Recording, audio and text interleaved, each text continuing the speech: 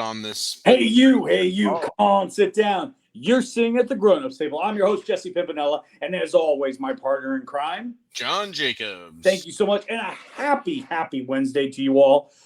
We have a great show ahead of us. It's back to school. Everybody's going back to school, whether it's in person or virtually, but it is that time of the year again. And we're going to be talking about some great hit films that shaped our childhoods and our teenage lives, such as Fast Times at Ridgemont High, Ferris Bueller, Super Bad, and Back to School, literally with the Rodney Dangerfield, which I absolutely love.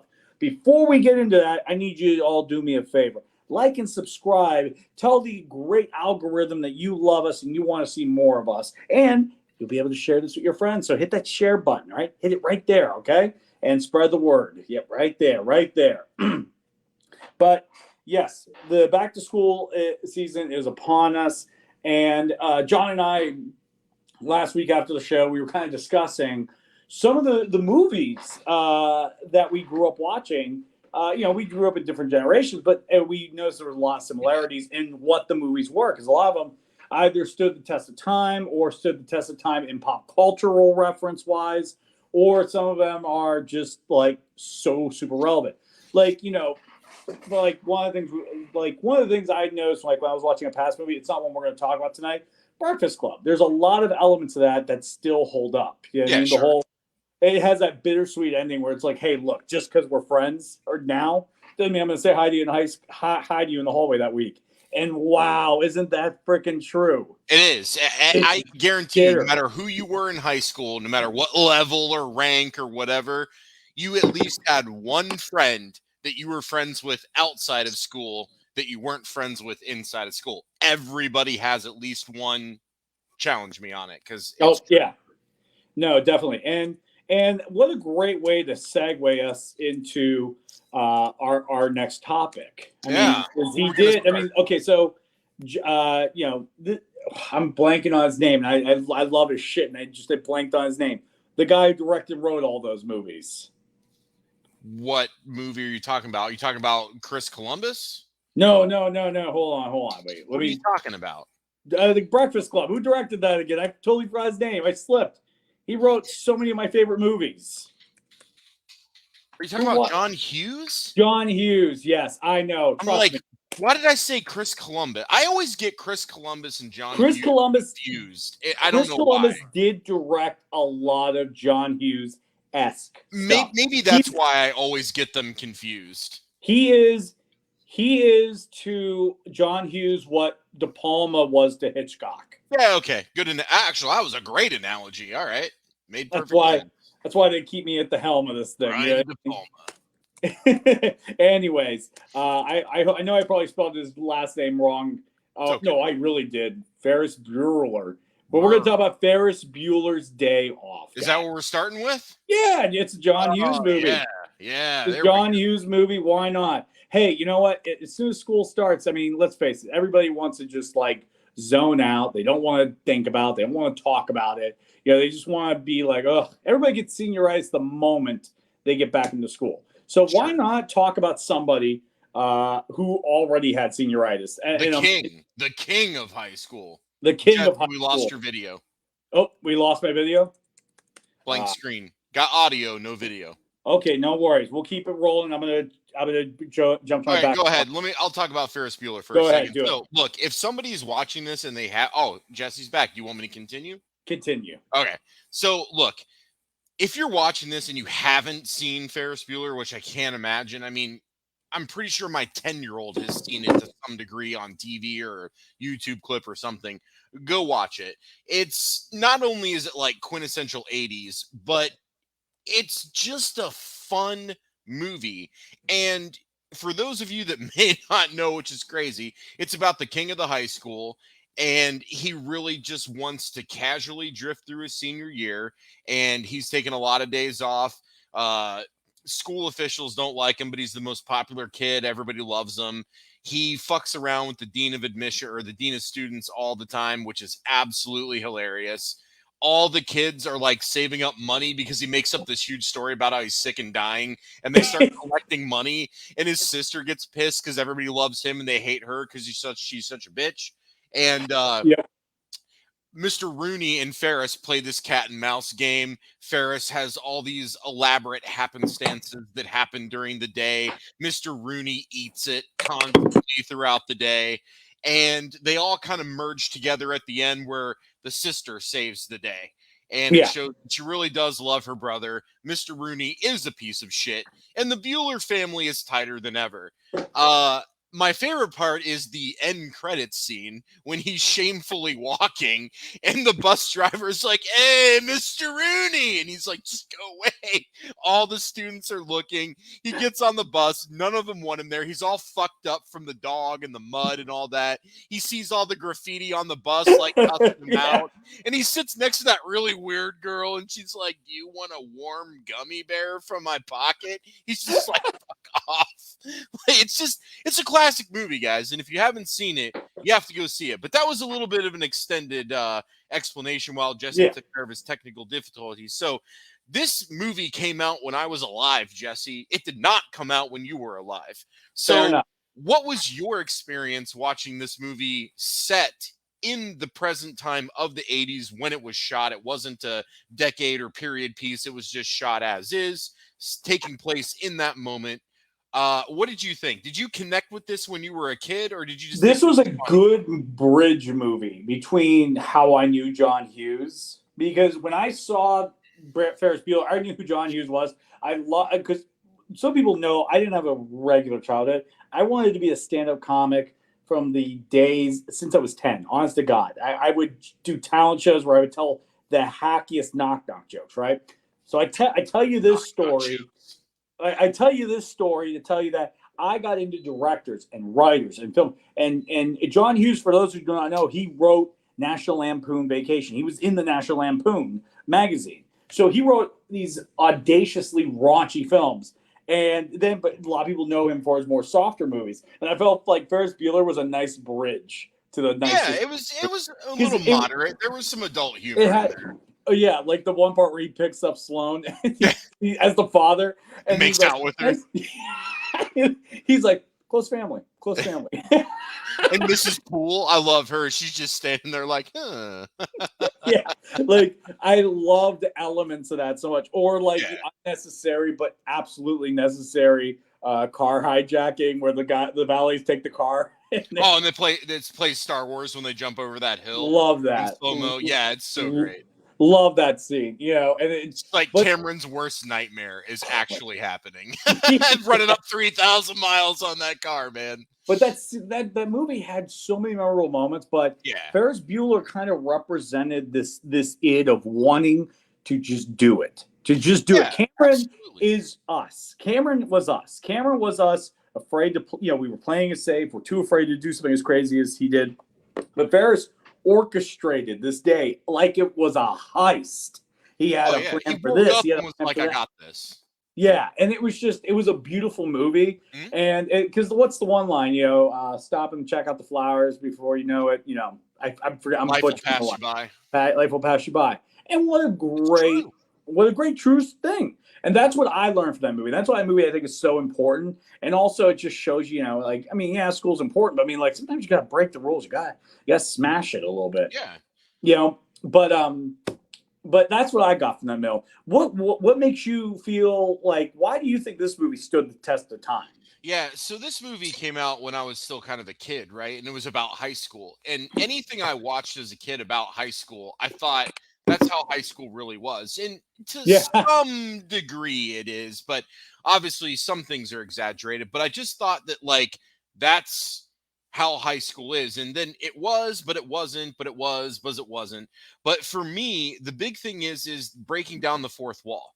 That's what I love about Ferris Bueller because he talks to us and he tells us how to be bad kids. He tells us yeah, how to cut school. He tells us how to rig these elaborate, like Home Alone style, things within his house to make it seem like he's in bed sleeping. And they've got a pre-recorded doorbell, and they re-record the answering machine, and like they're able to call on two different lines to convince Rooney that it really is, Sloane's dad on the phone. Like I love that he's telling us how to get away with that, but he's also telling us that you don't you got to follow the rules and you got to conform. But to that, you can't forget to stop and enjoy the moment.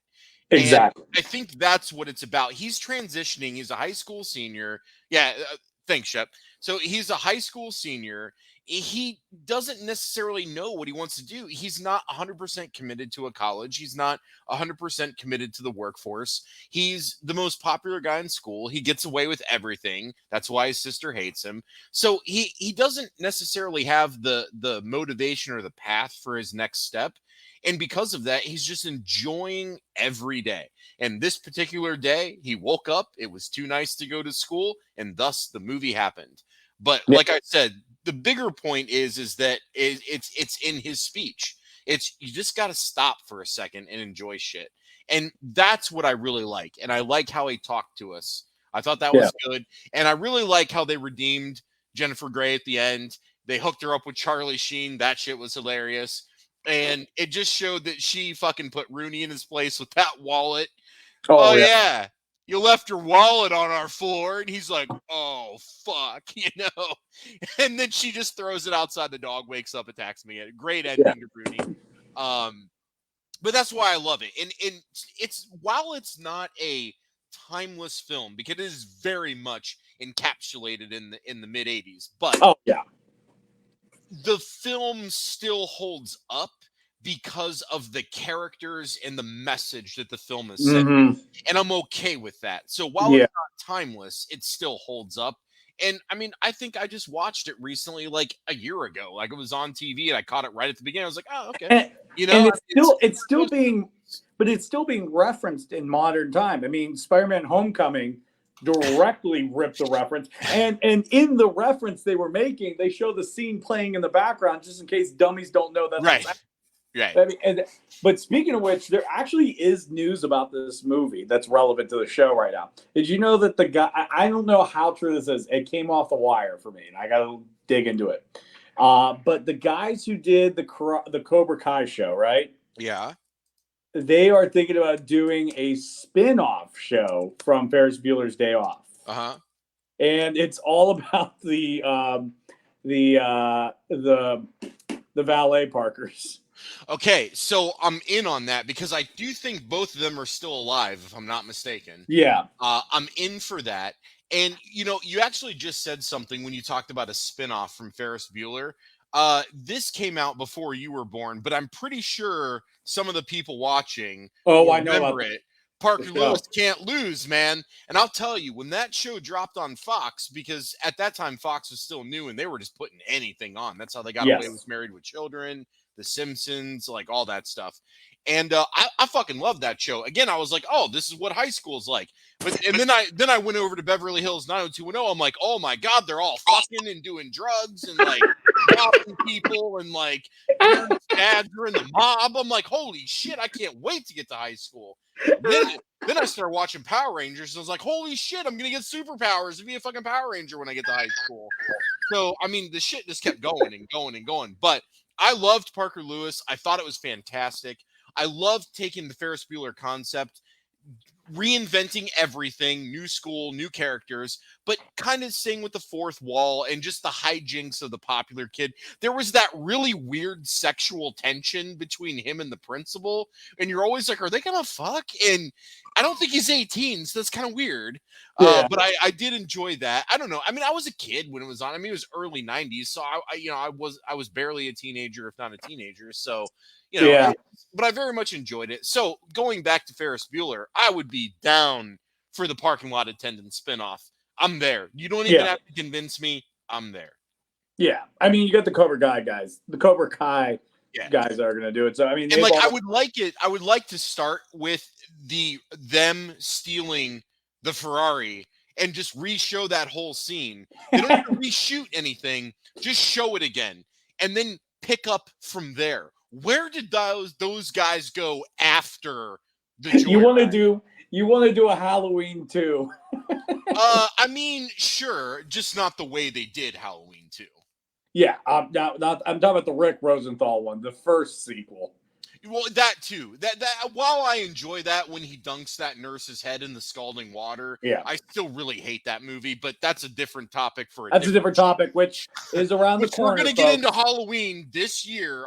We're gonna dedicate a whole episode this Halloween during our Halloween Blitz to bitching about the Halloween movies because I need to do that again. Oh my God! All right, Well, I yeah. mean, we'll cover all of them. The new shitty third Oh, shut up! trilogy movie will be out. Look, We'll be able to rehash save it it. again. Save it for September, my friend, or save it for October. We will discuss this. Okay, we will discuss this. Tommy But Doyle. right now, we got to get back to school before we Give can get that to man a gun. Halloween.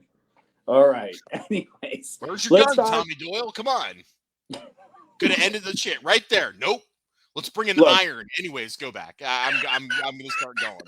Dude, Yeah, brought a fucking Black & Decker iron to the fight. Yeah, really happened. Look. I'll admit fault there. I will admit fault there. Hopefully it was hot. She planned to melt him, I guess. She waited a couple minutes. All right, let's talk about a more raunchier comedy that came from that time. Definitely. Let's talk about Fast Times at Ridgemont High. Now, I will say this right now, and let me finish what I have to say. Go ahead. I won't interrupt. Sean Penn was not in that movie. What we saw was a being, an entity, Spicoli, possessed Sean Penn, and was him for the entirety of the filming. And then this entity left Sean Penn's body. Because this is Sean Penn like he's never, ever been Sean Penn again. I agree. But this was early on in Sean Penn's career, too. But it was a pretty big splash. It wasn't like when you see someone do a minor role. It was a pretty decent role. I mean, he's on the cover. Yeah, I mean, let's be honest here, okay? Just pause. Yeah. When somebody mentions Fast Times at Ridgemont High, nobody's like, yeah, Brad's my favorite character. You know what I mean? Or dude, Mike's my dude. It's always Phoebe Cates' boobs and Sean Penn. There you go. That's what everybody takes away from Fast Times at Ridgemont High. And I don't disagree. I just recently watched it today after work before this show because I fell asleep last night watching it because it had been a little while. Put Shep's comment for Moving in Stereo up because that's one of our favorite shows or songs of all time. Shep and I go way back, and the Cars Moving in Stereo. Obviously, everybody knows that was Phoebe Cates' song where she showed her boobs, and just a beautiful song. It's one of my favorite songs ever from one of my favorite bands. If you've never listened to it, I don't know what hole you've been living in, but go watch it because it's one of the most inventive and just good listening, unique songs that came out of that end of the 70s, transitioning to the 80s era of music. And it's just fucking great. So anyways, enough with Moving in Stereo. But nonetheless, so Ridgemont High is based off of a book that the author of the book went undercover into a high school in San Diego and then wrote about their experience. And then they made a film based on that book. And, I feel like it encapsulates high school, all the sex and, everybody having a job and navigating these relationships and friends fucking other friends' girls and this and that. You have that is high school life. And if anybody says that's not, they're fucking lying to you. We've both been through high school. I mean, It doesn't matter whether you're a freshman or a senior. Everybody's talking about these things. Everybody's doing these things because that's what happens when you're a teenager transitioning into adult and you start to understand sexuality a bit more. But I think that also holds the film back because I don't end up really caring about anybody. I'm just like, oh, okay, I get this. I've seen this because I went through it. Yeah, that happens. Yeah, that happens. Oh, cool. It's 1982. Listen to these couple of songs that are good. But I compare it to, oh man, why am I having a brain lapse? Dazed and Confused, because I love Dazed and Confused, one of my favorite movies. But you care about every fucking character in Dazed and Confused, right down to the Clint, that asshole Clint.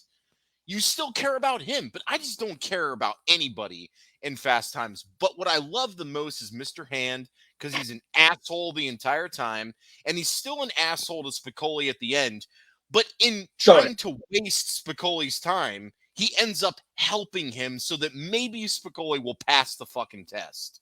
Yeah. And I liked that. I liked that. It shows the teacher really does care, even though he's a hard ass. Yeah. But, the funniest thing to me to this day, and when I say it's funny because it's true, and it's funny the way it's filmed, because they use this joke in comedy now they use this joke. So when Mike and Stacy are hooking up, and he's like a 1-2 pump chump, and he's like, oh, and he's like, I think I came in you. And she's like, yeah, I guess you did.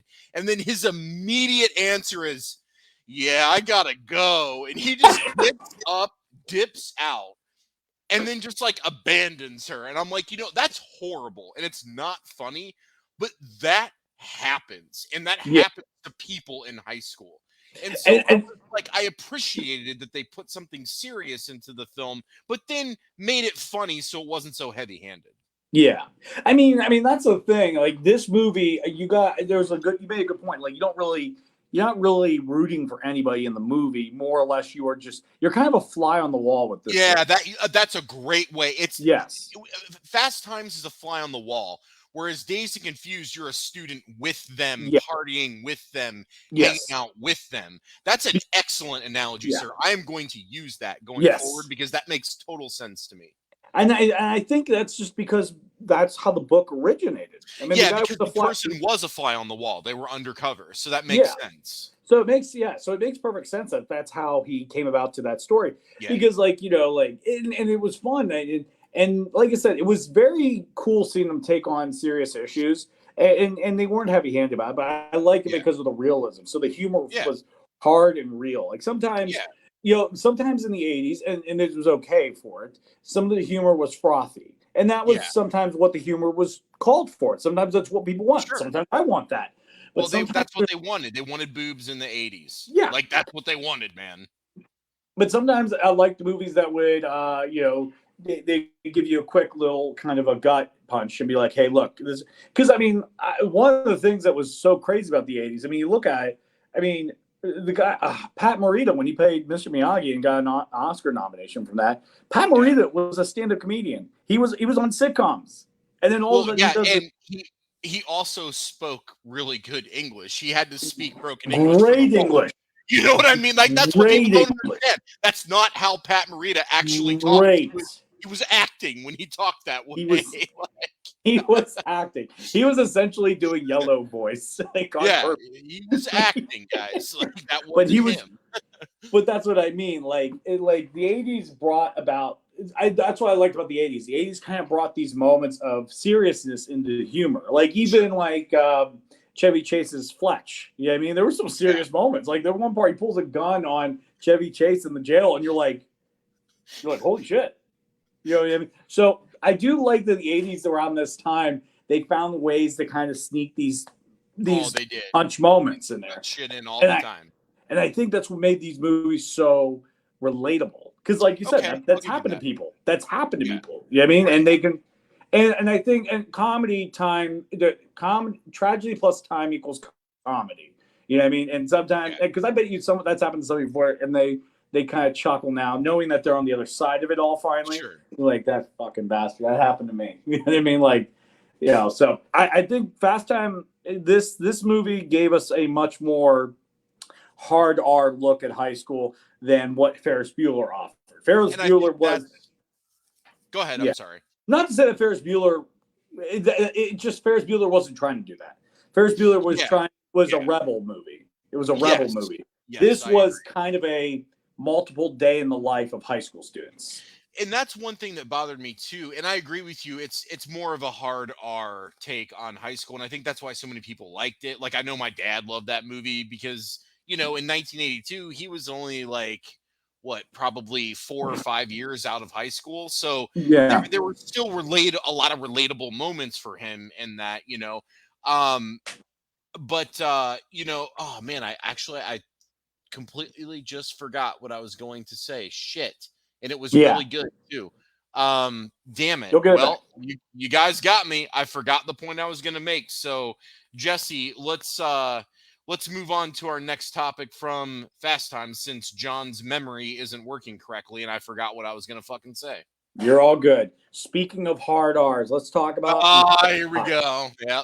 So it's like Yeah, this each generation has their own movie for high school movie, right? So like yeah, Fast Times is like 80s, right? American Pie, end of the 90s, right? Like each, and actually I would actually argue that Clueless is before American Pie, because to me Clueless tried to be Fast Times way more than American Pie did. I yeah. mean, there's scenes straight out of Clueless that are from Fast Time.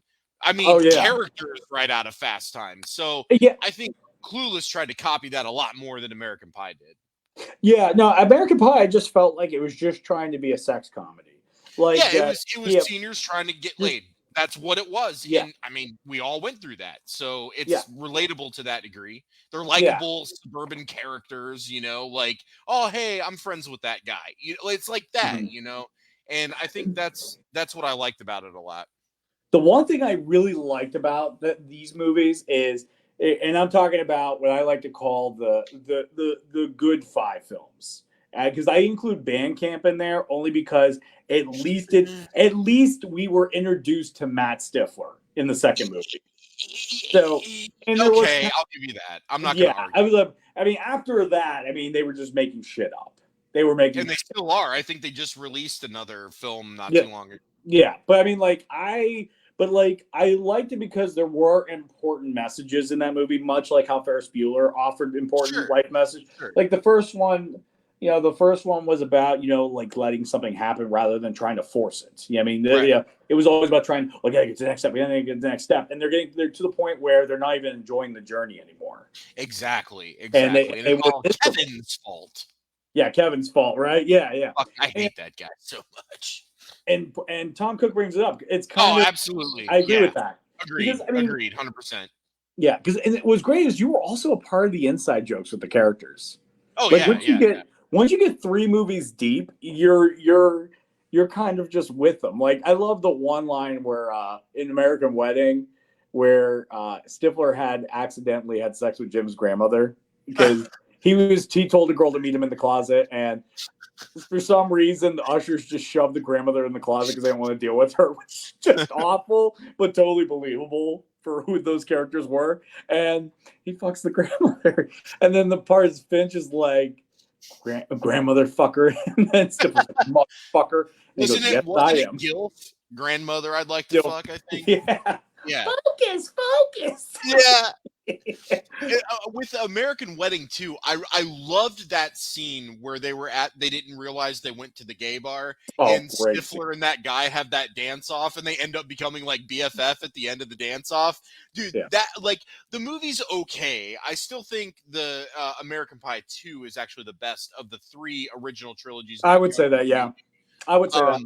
But there are funny moments in Wedding, and to me, that was one of the funniest. Oh, So if I'm watching that movie, I'm always gonna laugh at that scene because it's just hilarious. It's well shot, it's well acted, it's funny, and it speaks to the characters. yeah, And it's Steve Stifler being Steve Stifler, but there's a moment where he's like not Steve Stifler, and I love that. That's what I like. When Stifler's caught off guard, that's when he's at his best because yeah. he's not being Steve, or he's not being Stifler. He's being Steve, and I like those moments when he's caught off guard, or like when he gets pissed on in the second movie. He's just like, "Oh, I'm bathing in the bubbles, baby," and I'm just like, "Dude, you're getting pissed on, man." Which, by the way, and that's another thing. That's why I think his arc in the whole film franchise is so interesting because, like, you see him in American Reunion, and he's at a job where he's kind of at the bottom rung, and he's just treated like a bitch boy the entire time. And I think that's kind of an interesting thing. It's ironic. It's poetic. It's poetic. He treated people that way. Now it's his turn. Yeah. There's also this sort of like, like who you are in high school doesn't define who you'll be for the rest of your life. So like, even though that movie is not essentially a high school or college movie, it's a high school reunion movie. It speaks to you because it's like, look, you don't have to be who you are. Yeah. Yeah, you could be who you want to be later on in life. I mean, like the one guy, he was like what, a celebrity on ESPN. Yeah. You know, and then I think that was what was so cool about that movie. And those movies always had a weird kind. And that movie, I think I would argue that the American Pie movies kind of kicked off this sort of like raunchy but with a positive message movie. Yeah, I'd agree. Definitely. I Yeah, would because agree. then Judd Apatow ran with that hard because that was right around the time Freaks and Geeks came out, Mm-hmm. and then you got more momentum. Then you had 40 Virgin, Knocked Well, Up, don't forget before all those Road Trip. Road Trip was another big one for Road. those type of movies. It was set in your first year of college versus high school, but it Yeah, was still along the same lines. The raunchy comedy within that age group. yeah. And I mean, I saw Road Trip in the theater. Saw all the American Pies in the theater, and Road Trip to this day is still a favorite of mine. It's because I of the characters. I I love love all the characters. the one thing I loved about that early 2000s comedy right there was sometimes just how unnecessarily mean it was. Mhm. Like I like the one part where like DJ Qualls is they're in the restaurant and he's like, "There's sugar on the Oh, French with toast." Horatio Sands as the He's chef. being so nice, Yeah. dude. He's being so nice, Me asking if get it that could be for you. removed. Everybody Yeah, else is sure. wait, He great. I'll goes be to right back. the You see the outline of the French toast up his ass. and he's farting on it. He's Right. rubbing his dick into it Huge and all name. that stuff. And I'm just like, he asked so nicely. Oh This shit. guy's just fucking shitting on him. Yeah. Yeah, no, I don't know what it is, but like I kind of miss that mean humor, that mean spirited humor. Mhm. Like it was because when it was done right, it was so like because then that movie kind of unofficially spun off to Euro Trip and gave It us the wasn't greatest bad. song I ever. enjoyed Eurotrip. Scotty Not just as doesn't know. much, but it was okay. Scotty doesn't know. I love that song. Scotty doesn't know. Matt Damon came out of nowhere to sing this song about how a guy who's in the audience is getting cheated on because he's fucking his girlfriend. It's so mean. He's like, fucked her on his birthday. Like it's so personal and mean. Oh, I almost spit this tea out. Oh my Yeah, god, dude. she Oh. said she was in church, but she was with me on her knees. God doesn't know. Like, just being a complete dick.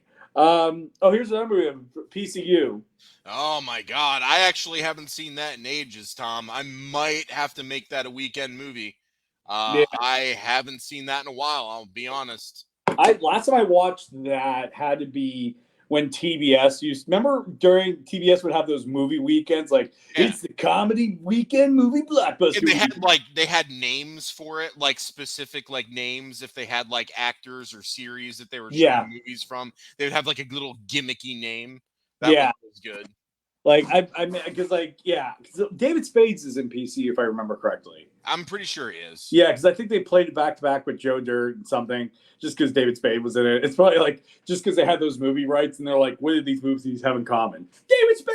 David Spade's Weekend. You know what I mean? Like that's how I kind of felt. But I love those things because I got introduced to so many good movies, like American Pie. American Pie was they used to play it on USA and they were just so butchered. Oh, you can't even show those on TV, man. I Dude, can only imagine like 8-year-old Jesse, like, okay, I'm ready to watch American Pie. was. Oh, I thought I I was going to would. see some tits. Never mind.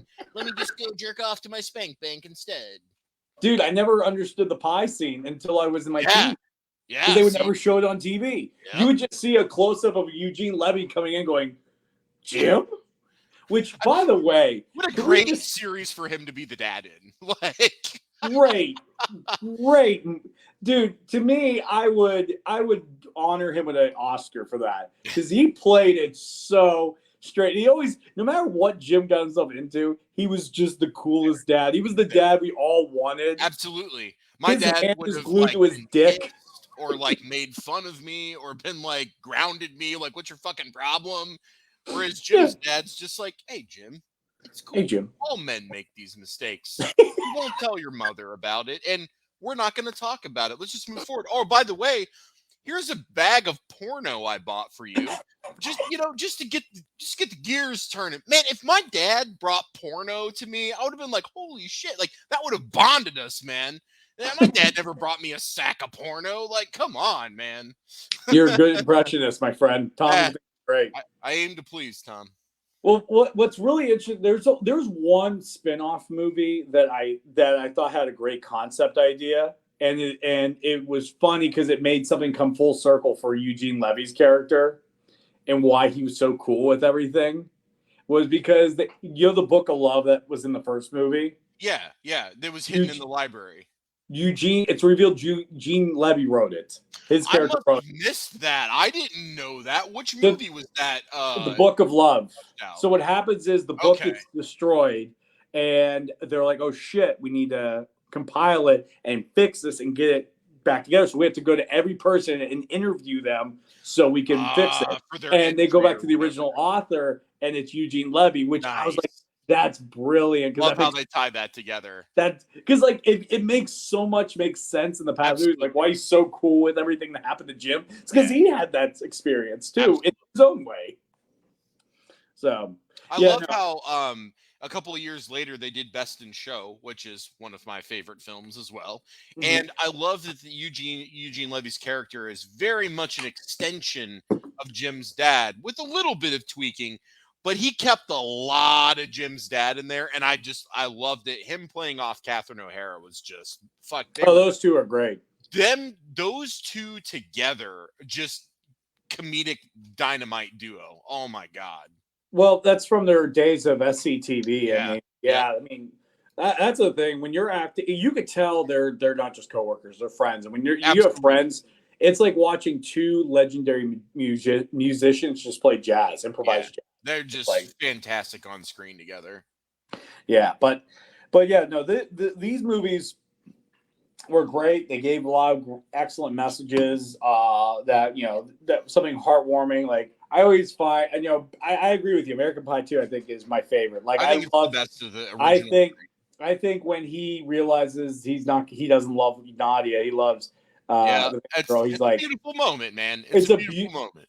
You never think such a sweet moment can exist in a movie like that. And it was authentic. It was real. It wasn't forced. It was, the chemistry was so there that if anybody else would have been casted, I'm not sure if they could have pulled that plot line off. So, and plus, I mean, this one time at band camp. Well, and it was good to see Allison Hannigan doing something other than Buffy. Because I think for a while people were afraid that that's all she was going to kind of do. I'm really glad she got into these movies and then got into How I Met Your Mother. Now she's doing Penn and Teller Fool Us. So I'm really glad she was able to do other things because I think she's a great actress. Great actress. I liked Willow up until like the evil witch big bad season. Then that's where I already fell out of Buffy anyways. I didn't really care for that, but outside of that, I did enjoy the character, especially those first like 3 or 4 seasons. So Buffy for me, like there was a line. It was great for me up until this line, and then I was like, I'm out, and I didn't finish it. So some shows I think they just stick around too long. Like that was one thing I liked about like the Breaking Bad shows and all that stuff. Like Breaking Bad had the ratings to go on if they wanted to. I still haven't watched it yet, but I plan on it. But they could have, if they wanted to, they could have, but they were like, nope, we planned 5 seasons. This is it. Yeah. Tough luck. And I appreciate because it knew when to walk away, that's why it's one of the biggest shows of all time. And that's why Better Call Saul is now going to be is now the biggest show of all time. It did what it did. It succeeded. It walked away. And that's it. And I think it's like that one movie with fucking Mark Wahlberg and John Goodman, The Gambler. He's like, look, can you get up? Listen, I don't care how good you are at cards. Can you get up $2.5 million and know when to walk away? There you go, man. There you go. And that mentality has stuck with me my entire life. Get up 2.5, get out. God, Shep is saying that Angel put Buffy to shame. Completely disagree, sir. I think we can all agree right now that David Boreanaz's best role was fucking Bones. Nobody's like, oh yeah, he was the shit in Angel, or oh my God, he was the best character in Buffy. Not one person says that. I'm gonna agree with that. Dude, I kind of forgot he was in Buffy. Yeah, like nobody says that. They're like, "Oh yeah, he was in Buffy. Yeah, I remember. I Oh totally yeah, he forgot. was in that Angel show that Joss Whedon ruined. I remember that. No, you fucking remember from Bones. Let's just be honest. Yeah, dude, I like it literally. Dude, those are two dots I haven't put together in so long. Him and Buffy. Like, I was like, what? I'm like, oh yeah, he was. Anyways, let's jump on to our next topic so we can keep it rolling. Yeah, we got way off topic on that, but No, it's we fine. do. It's fine. I know we brought it back. It came full circle. Sorry if I shit on your love for Angel, Shep. My bad. I'm just being honest, bro. All right, hold on one second. I wonder if pie fucking will make a comeback with the It next. might, but it's going to be a pie. Like, let's pick a different thing. Like, do we even have to do baked goods? Like, just cut a hole in a tomato. That's probably okay, right? Like, I Better don't know. yet, I'm guessing. better yet, put it in a McDonald's apple pie. Consumerism. That's called. I don't know though, because those baked apple pies are trash. They need to go back to the old school fried pies. Look, it's called marketing, man. Think of the money we're gonna get for that. Them. You know what I mean? We'll do a tie-in with McDonald's. We're gonna win every way. Is the pie shit? Of course. Are you gonna eat it? No, you're gonna fuck it. That's what you're here to do. You're not gonna go, yes, yes, yes. Pie. Okay. Oh, you even dipped his pinky in and tasted it, man. You're a braver man than I am. I hope that was just the filling. Oh, gross, man. Special filling. Yeah. See, it's easier. Just grab the fleshlight. Exactly. I know, but then we can't market. We got to market with McDonald's. It's got a receptacle at the end and everything, so you're golden, man. No cleanup. All right, so let's talk about this next movie, which I is fucking love Superbad, dude. I love this movie so much. This movie when it came out. Oh my god, I died. I saw it in the unexpected. theater, and I laughed so hard I had a headache after I left the movie. Dude, and this movie captured best friends in the best way possible. Absolutely. And how shitty we treat each other and how we talk to each other. Yeah. Like anytime I watch a movie where the two bestest friends in the world are so positive to each other, I'm like, this is fucking bullshit.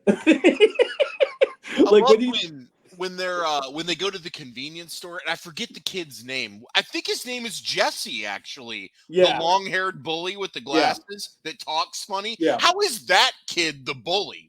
He looks like the kid that would get picked on. How is he the bully? Like, he just spits on him. He's like, you can't come to my party.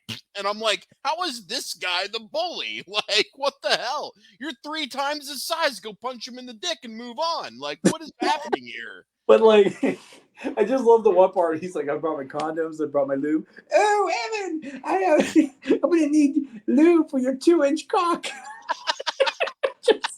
But like, to me, that's what friends do. Friends fucking egg you. So or like when he calls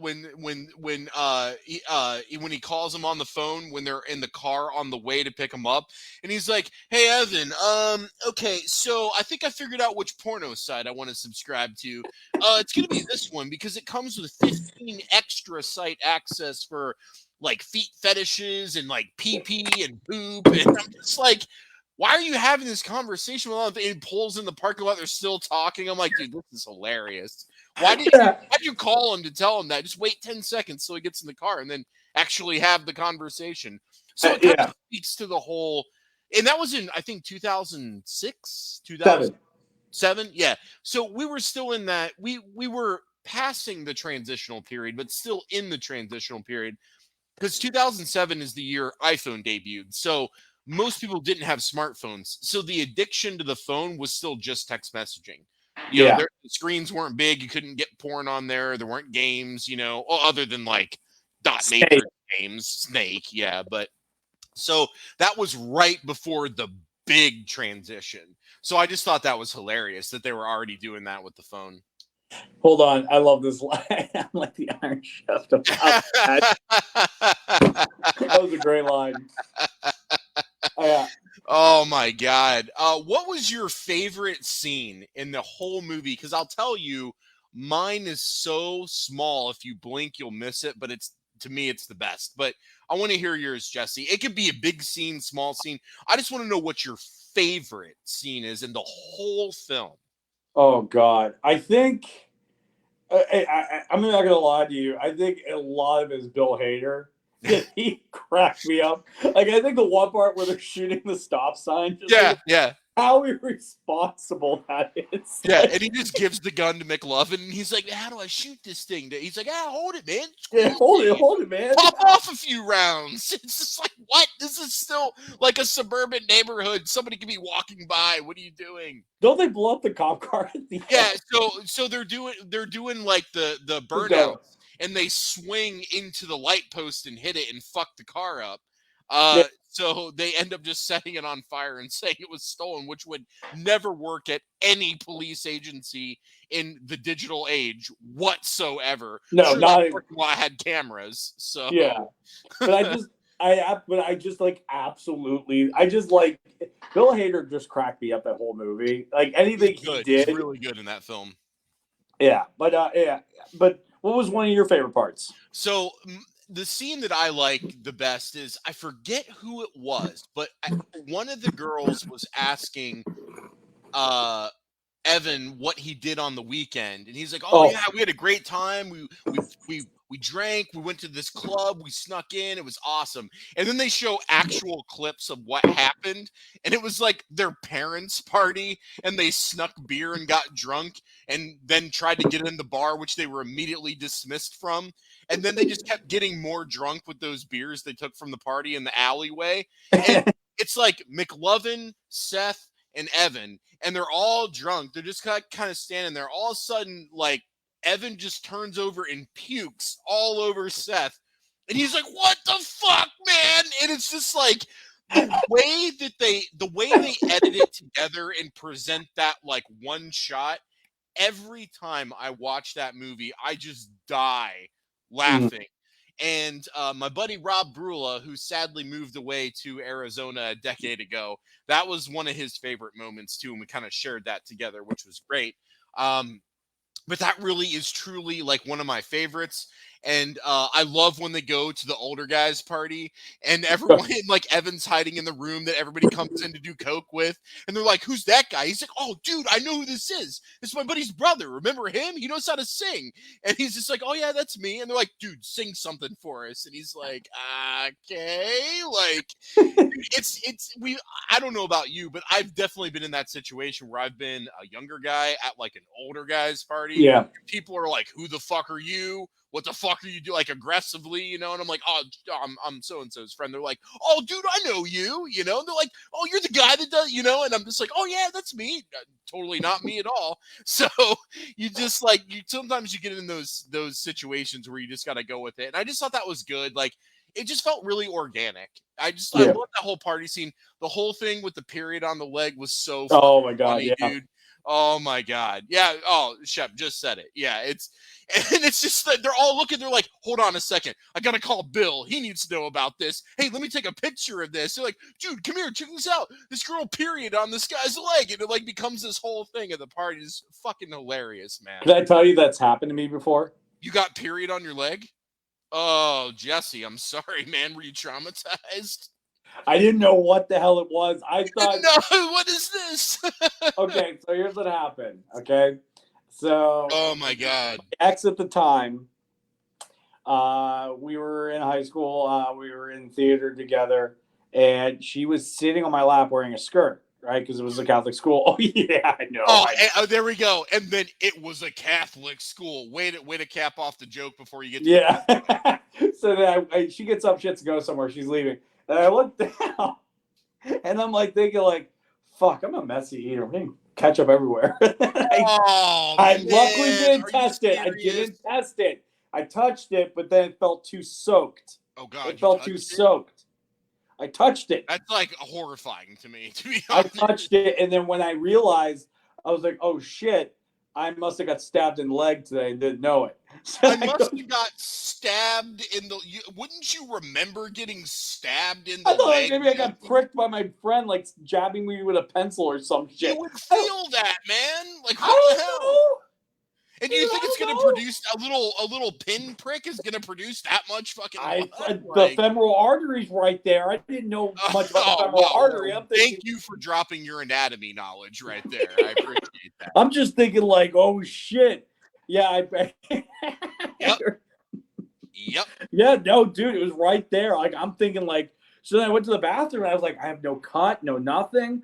And like, it took me 2 minutes to put together what actually happened. Like, and I think it You was had to just, build it in your head like it's gonna click eventually. I'll get there. you know what it was like? Do you remember Pearl Harbor, that one guy who's walking around with his arm just looking around? Dude, that was not Pearl Harbor. That was Saving Private No, Ryan. Saving Private Ryan. Yeah, How Saving Private Ryan. dare you confuse Saving Private Ryan with I'm You Are sorry. Fired? I know that. And I guarantee you, Chuck and Marty are going to agree with me. Watch this. I know. Watch the comments.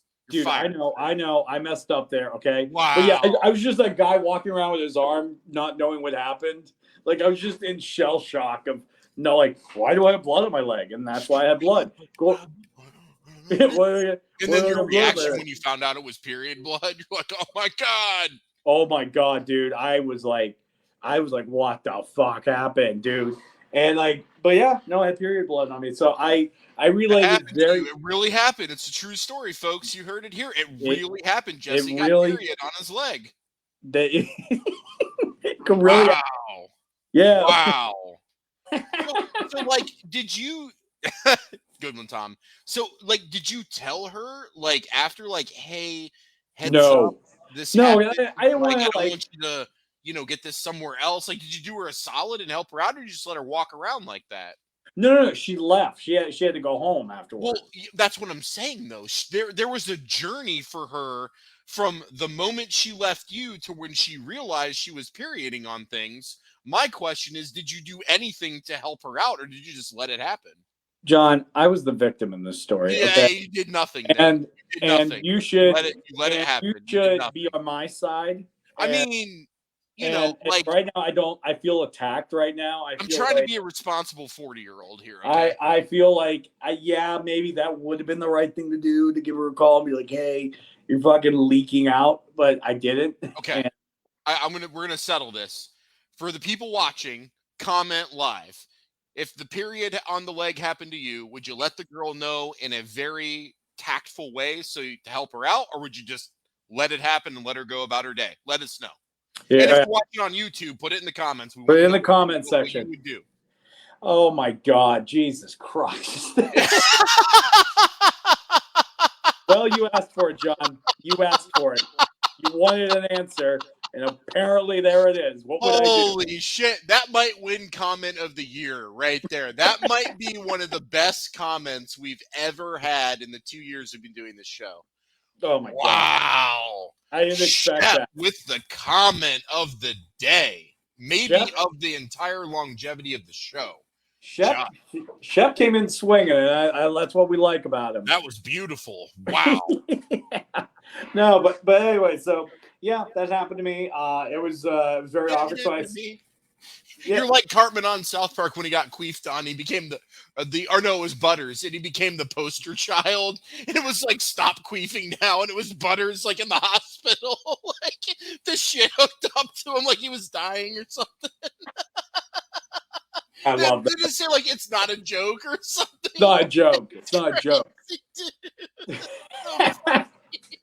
But yeah, I was, dude. Like I said, it took me a good 5 minutes to process what had happened to me, and that's what it was. It like literally, I ran down the whole list of what it could be in my head before I arrived at this is not my blood. This is so funny.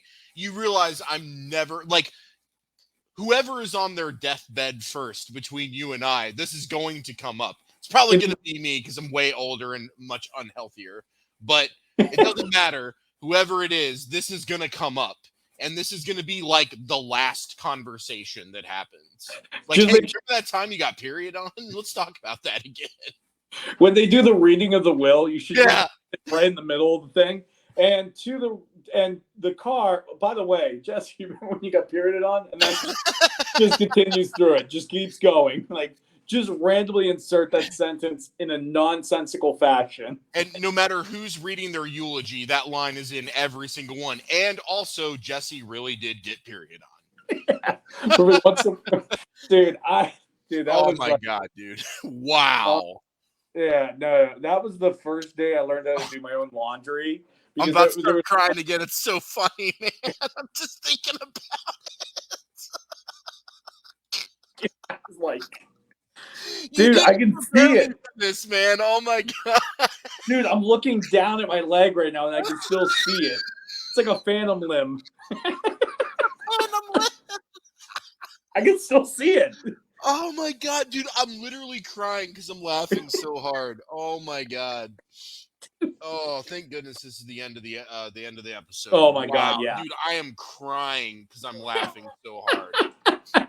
All right, well, Oh, we do have another movie we could talk about. We kind of kept it as a oh. backup if you want to talk about it. Dude, it surprised me. I don't even remember. Throw it on. You go- Oh, dude, Billy Madison. Yeah, the movie that was.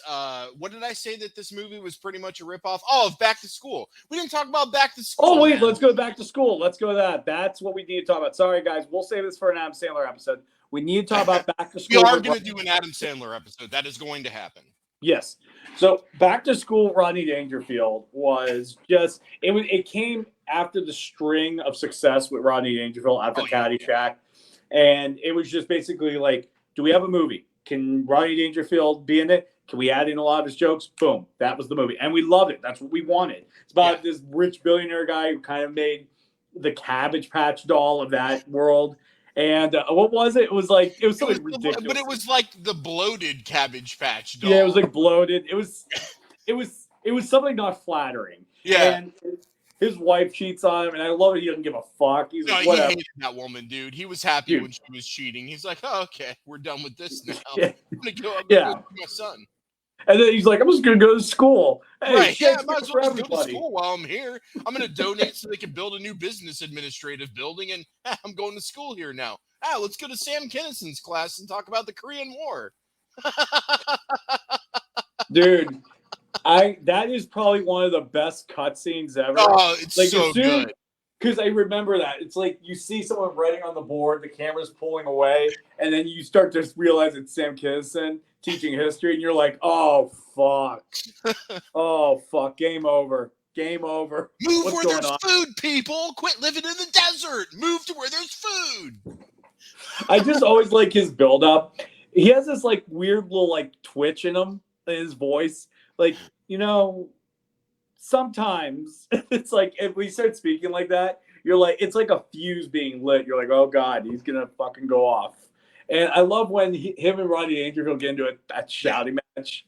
Yeah, hey, you know what I think? LBJ was a pussy. Like, no, it was Truman. He was bitching about Truman. Truman was a pussy. To let MacArthur run over the 38th parallel and blow them back to, I forget what other, he said like a racial slur, but I forget what it was, but that's essentially what it was, because Kinnison wanted to push him, and Kinnison knew he was relatively the same age, and he knew that was a hot button issue, and when Dangerfield responds, Kinnison's just like, good answer, I'll be watching you, but good answer. And he's like, and then he does the Dangerfield thing. He's like, yeah. And he like looks around. Yeah. Like, just does the Dangerfield shit. That's all Back to School is. It's one gigantic, uncut Rodney Dangerfield bit about what he would do if he went back to school. And instead of making that a stand-up special, which would have been fucking hilarious, they just made it into a movie. But that's it. Like, the whole thing is just one giant bit. I could even care less what the fucking plot is. It's so loose anyways. Oh, he's going back to school for what? Just because. Oh, okay. You know, like, it doesn't matter. It's just a Dangerfield bit, and it's so good. And the other part that I absolutely love is where he goes into the sorority house and he walks in on the girls showering, and then he opens the door and he's like, by the way, you're perfect. And then he closes the door. Next scene, you see him talking to the cop, and the cop's like, oh, sure, Mr. Mellon, this happens all the time. I understand the mistake. No hard feelings. And then he just whips out that money clip. He's like, here, go buy yourself something. In fact, go buy the kids something. And here, go buy your wife something since you don't have any kids. It's just like, what is happening here? Like, this man would be kicked off campus. He probably would have been arrested. And instead, he's just bribing the cop in front of everybody. We're good. Sweep it under the rug. Sometimes it does happen. So, I mean, just not in public, but, you know, sometimes it does happen. But no, my God. I love that this movie is still referenced. So one of my favorite songs, In Too Deep, by Sum 51, if you watch that music video, it ends with him doing the diving board. Yeah. Yeah. So I just kind of always loved that was reference, and like I was like, oh my god, that's so funny. And like people my age when growing up, they didn't know what that was. I knew who Dangerfield was because I'm cultured, and Good I mean, answer. yeah, but no, that movie was just oh god. I just the lines were amazing. You had the random Robert Downey Jr. role Oh, in I it. loved it. I loved it. And that was like way early Robert Downey Jr. That was before any like substance abuse or anything. So, or at least that we probably knew of. Yeah, So it dude, was. I that think it was was great. during his. I think it was either a year before or after his Saturday Night Live stint. I think.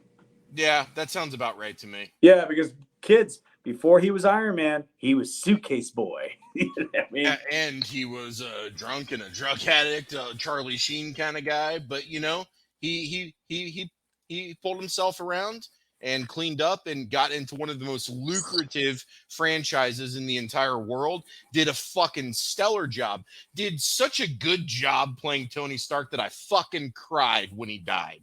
Oh So my God, who did it? Who did the it? man got me. The man got me. And I'm really happy that he turned around. But also, your boy William Zabka's in it, man, playing an asshole again. That's all he plays is just assholes. Dude, he was so good. He's so good at playing an asshole. And he was a little older, so he got taller, grew the Mhm. hair out a little bit more. It was just Mhm. perfect for that time. He It was he perfect. dude, that guy like I'm so glad that Cobra Kai became a show. Yeah. Because I mean, at the time, I'm not gonna sit here like, oh yeah, I knew how good of an actor he was before everybody else did. I'm not gonna sit there and act like that. But dude, like he was just really he just knew how to play that role. Mm-hmm. He knew how to play that role. But then what's nice about Cobra Kai is he got to still be that role a little bit, but to an extent where it was comical. Because I do like that Johnny is just trapped in the 1980s forever, Oh, and it's great. does it. I make sure like my favorite line from Cobra Kai to this day is, "Oh my God, Sensei's been drunk tweeting all day. Is anybody else doing it? No, Yeah, I'm the only one who I follows love it." it. He's like, oh my god, Sensei's drunk tweeting again, and he like has to leave to go get him. Like, get off Twitter, Sensei, especially when you're drunk. Like, it's so good, man. Anyways, I'm super Yeah, pumped for season 5 next month, but I'm sure we'll do a whole episode around that. we will. We will.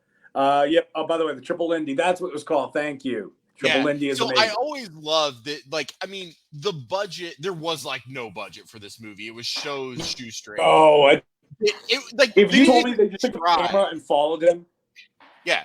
if you told me they Yeah. picked up a Like, camera and just followed Dangerfield, I believe you. yeah. Like they didn't even try to find a stunt double with the same body type and like features that could double as Dangerfield. They just got like a real diver to go get it. Like, nobody will notice. Oh, we noticed. Yeah. Like, yeah, right. It's just like, well, we noticed.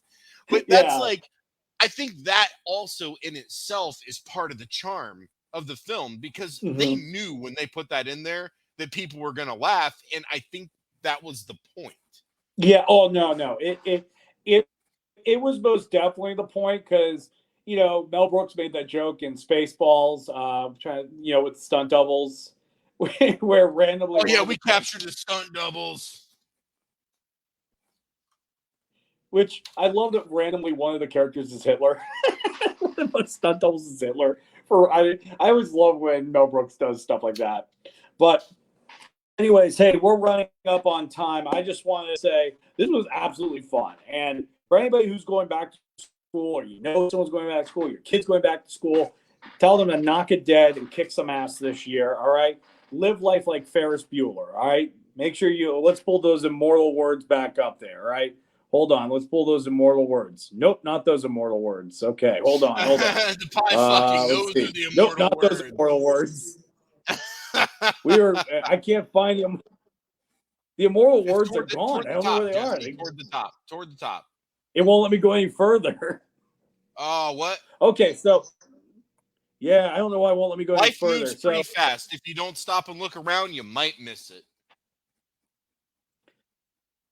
And All then right. Jesse Well, proceeded to earn his that Red too. Wings. God damn it, man. That's the takeaway from this episode. It really is. Like, that's the takeaway. There it is. Has nothing to do with back to school. It's the takeaway. That's the kids. One day you're gonna get your Red Wings. All right. Know that you're not alone. Okay. Just know that you're not alone. All right. Well, hey, thank you guys so much for tuning in tonight. We had an excellent show. I want to thank everybody in that comment section for lighting it up. Shep, Tom, Gordon. Let's see, Michael. What? I just said Michael. Oh yeah, I got Michael. Yeah. And if I missed your name, sorry. It won't let me go all the way up to check the list. So I do apologize if you left the comment section. Thank you for watching. Tune in on YouTube tomorrow. This episode will be up, as well as I'm going to get some couple clips together. And also make sure we got Gordon. Yes, thank you so much, Gordon. Thanks, buddy. We're glad you enjoyed it, man. We're glad you enjoyed it. Next week, we're going to be talking about South Park. This year's the 25th anniversary. This show has been seminal in satire in our culture, and it brought us many great laughs. So we're really excited to be talking about this. So make sure at the grown-ups table, we're going down to South Park, and we're going to have ourselves a time. Remember that. But anyways, until next time, I'm Jesse. And I'm John. And you've been sitting at the grown-ups table. Thank you, and have an awesome night. Take care, everybody.